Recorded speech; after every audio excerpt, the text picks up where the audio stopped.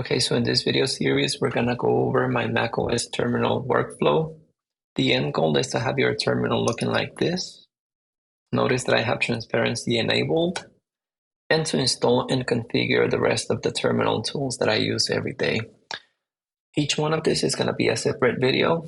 Not all of them are recorded at the moment, but I'm going to record them as the time goes by. And each video is going to have a link to my webpage with all the commands in the video description.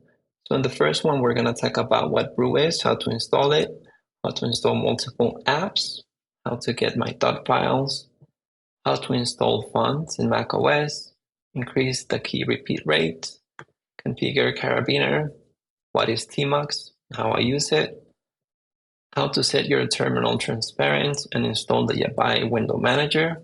This is my terminal. We're gonna see why I use it, how to configure it. This is my terminal prompt. We're gonna see how to configure it as well.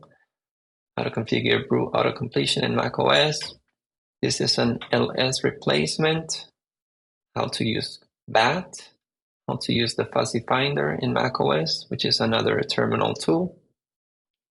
What CSH VI mode is and how to use it, what CSH auto suggestions is, how to use it, ZOxide, how to set it up and how to use it as well, and how to update or uninstall Brew apps. So by the end of the series, your terminal is going to be looking like this. You will be able to navigate using Tmux the way I do and learn about many other command line tools. So if you're ready, jump to the first video, which is what Brew is and how to install it. So I'll see you there.